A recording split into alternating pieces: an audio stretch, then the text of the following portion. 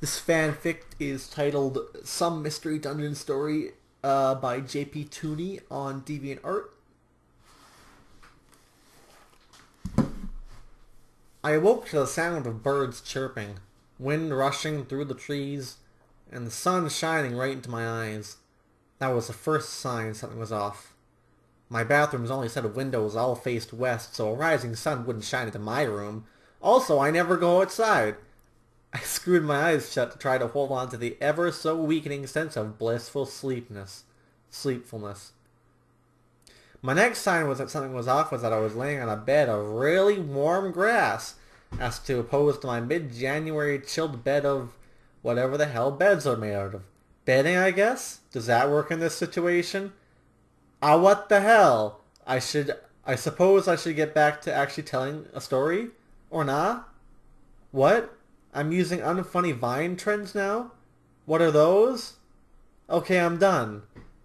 The third and last thing that notified me that I was in a predicament that would result in the discovery of a most shocking development was I heard several boys my general age, making the sounds that adolescents make when they're forcefully being pulled from a warm embrace of slumber to the harsh world that is just waiting to bitch slap them in the face. Then a kick to the family jewels for good measure.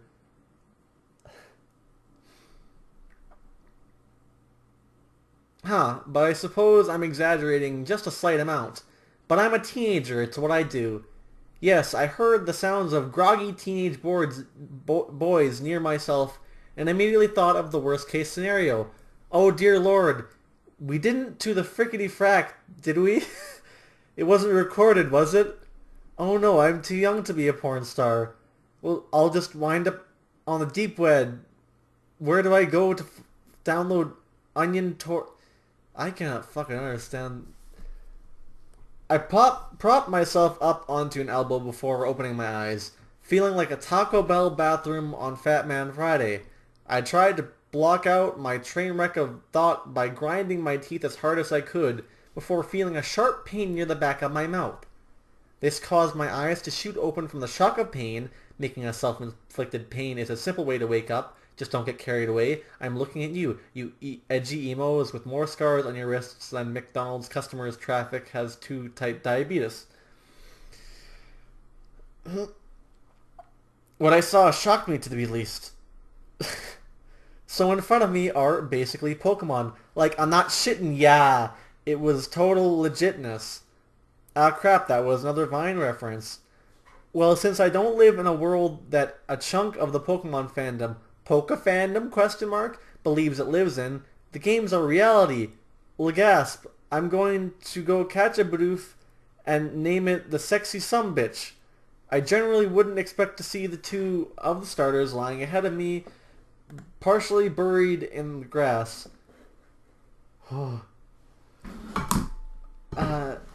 On the left was the orange and yellow lizard thing known as everyone's favorite starter, Charmander. The entire fandom of Pokemon proceeding to simultaneously have an orgasm the moment I mentioned Charmander. On the tip of its tail was a fire that had already burned down a small ring of the grass it was lying in, leaving a blackened ring, a large discolored splotch strained from its chest to its crotch. Oh boy. Oh boy, this is something. About 5 yards or so to the right was the thing based off of the one sea creature I can't remember the name of thing known as a Mudkip.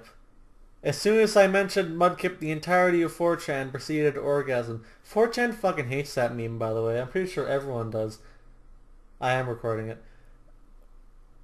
Well, it was a quadruped blue thing with a large fin coming out of the top of its head, and another one acting as the tail that was a lighter shade of blue than the rest of its body. Similar to the underbody, coming out of its cheeks were two orange spikes that clashed with the blue body. Everyone knows what a fucking Mudkip looks like. Now, despite not playing all of the games, I have a fair amount of knowledge about Pokemon. I know that when you wake up in a mysterious place, don't live in a world normally inhabited by Pokemon, and find yourself next to one, chances are you're in the rapidly developing plot of a Pokemon Mystery Dungeon game, and chances are likely that Axolot, Ax, Axolotl, That's what Mudkip was based off of. It was on the tip of my tongue. Where was I? Oh yeah, the whole mystery dungeon plot. So right near myself was a patch of crushed grass. It was a trail that led to a bush that seems to have a bunch of ripe berries buried hanging from it. From the looks of things, they were orange berries. I could tell this because of the blueness of the berries, their distinctive shape, and the sign nearby that said orange berry bush. Yes, the bush seemed to be most certainly shaking. In pretty much any story ever, when you are in an unfamiliar setting, it is generally in your best interest to avoid a mysterious shaking bush. Usually they have something that will hack you to bits, or freeze your face in liquid nitrogen, or break your arms off and force you to slowly and painfully transform into a cockroach whilst you helplessly watch and are eventually and mercifully crushed in a roach motel. What? It was a movie reference. Look it up. On the topic of transformation, please no, I suppose that I was in a story about Pokemon Mystery Dungeon after all. I was likely transformed into either a Pokemon starter, Railu, Pichu, Eevee, or Skitty. And seeing as I have the ability to pee while standing up, which ruled out the last two options and one or two of the starters. What? One quick check over, I had confirmed the fact that I had in fact been turned into a Snivy. She can jump real high. I really dislike saying that. It feels weird. Oh well, I still have my crappy brown hat and glasses. I could still see. I'm going to go off on a tangent and raise the question of how my glasses still fit. Were they custom made when I changed? How would they even fit? Makes no sense. I suppose I should explain what a Snivy is. It is a green snake-like creature with a large leaf-shaped thing on its tail. It had a light tan underbelly and two yellow things that come out on either shoulder. One strange thing about it was that even though it's considered a snake, it has a bit short arms and legs. This is because when it evolves, it loses arms and legs and goes into full-on snake mode. So the next year or so should be fun. So I walked over to the bush like any rational person and brought my fists up to defend myself from whatever was in the bush. I probably looked like a jackass, so. As the rustling drew near me, I began to realize just how stupid of a plan this was. I likely knew no moves, was level 5, going up against what the hell was in the rustling this book. I could imagine the guy on AFV pausing this if it was a video saying, alright, this is, what's his name? Oh, okay, this is a random Stevie in the middle of nowhere trying to defend himself from what's in the bush. Now, I don't know about you guys, but he looks like he's a bit of a snake to me. Cue laugh track. But we're going to play one of my favorite games, Head, Gut, or Groin. Has anything fucking even happened yet? Now, do you think it's going to inevitably hurt himself in the head, gut, or groin? A digital sign comes up with the words audience voting in progress flashing on it. They appear for 30 seconds and eventually the words disappear. The word head flashes on the screen with the audience shouting head. Alright, let's see the video clip. How would they get the camera to record this? More importantly, how would they... I don't fucking want to read what he's saying right now. Ow, I said flatly. What, is that someone else? Hello. I heard a voice ask from deep in the bush. Holy crap, this bush was deep. That's what she said. John Henry, you're in this situation as well, I asked. I have no shame admitting that I was glad to see someone else I knew in a similar situation to mine. Granted, it could be worse. From the looks of things, yes, quite. I backed up as a silhouette made its way to the exit of the bush. Eventually, a Trico wearing a fedora and glasses emerged. Eventually, a Trico wearing a fedora and glasses emerged. We both took a moment to look each other over. A Trico is bipedal light green gecko creature with a red belly and a large darker green tail that is actually quite large. It's commonly considered to be the one that... It just cuts off there. He didn't even write it. It's just, the sentence just ends. I see that you have your fedora, I said. I should point out that his fedora is bright blue and sparkles. And I see that you still have that thing you call a hat, he replied, tipping his hat and throwing it into the air, looking at his own hat with his own eyes. Look at my fucking hat, he said. Holy shit, I have my fucking fedora. I'm so fucking happy that I have my fedora. Much better than your shitty brown fucking pasty ass hat. Damn fucking dude, look at my fucking fedora hat. I'm so cool. I'm so good. I'm so good with this hat. I'm so good with this hat. This hat's so good, he said.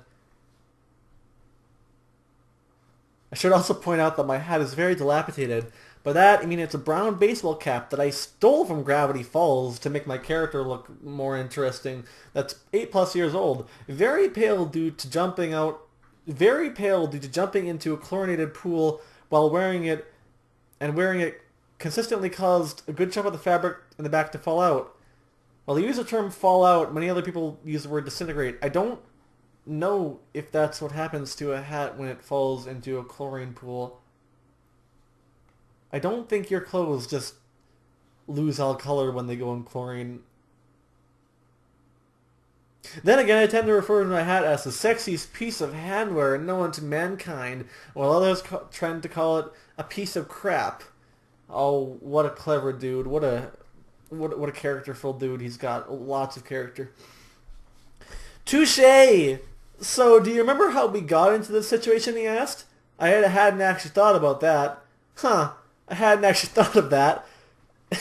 I said, well, now that you mention it, I have vague memories of what happened. Actually, it's a little clearer now. I took a moment to collect my thoughts. Okay, I have it. I'm so fucking tired of this story. It's so long! There's so much more to read! There's so much more to read. Fucking... I can't find the spot I stopped on now.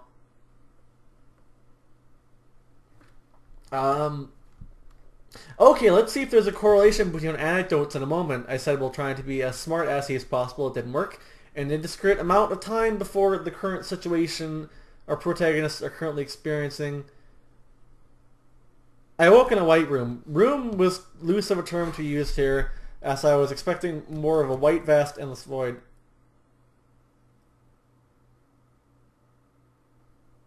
I wondered where the hell I was. Then I decided to orally, in brackets, hee oral, this is really fucking bad, express my thoughts by ever so eloquently saying the question, where the hell am I? The place between worlds, a deep voice resonated through the whole place.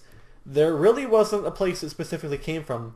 Where the hell is that? Between your world and the Pokemon world. Wow, this is starting to sound like the beginning of a crappy Mr. Dungeon faction. Just because you reference the fact that it's a fanfiction doesn't make it not bad. Yes, it would seem like that. So I heard there is generally some form of personality test for me to take, and got to the world and probably become a Psyduck. Judging by the prolonged silence for a minute, whoever was talking was shocked by the fact that I already knew what he was about to ask. How did you know about that? Magic. ... And yes, I would like to help the Pokemon world and stuff. Why not? Very well, since you're so smart about this, please fill out the questionnaire. Oh, the interdimensional being is being sassy now. Good for them. A moment later, a sheet of paper and pen floated in front of me. I grabbed them and settled onto the abnormally flat ground and began to fill it out. The sassy interdimensional being's obligatory personality test.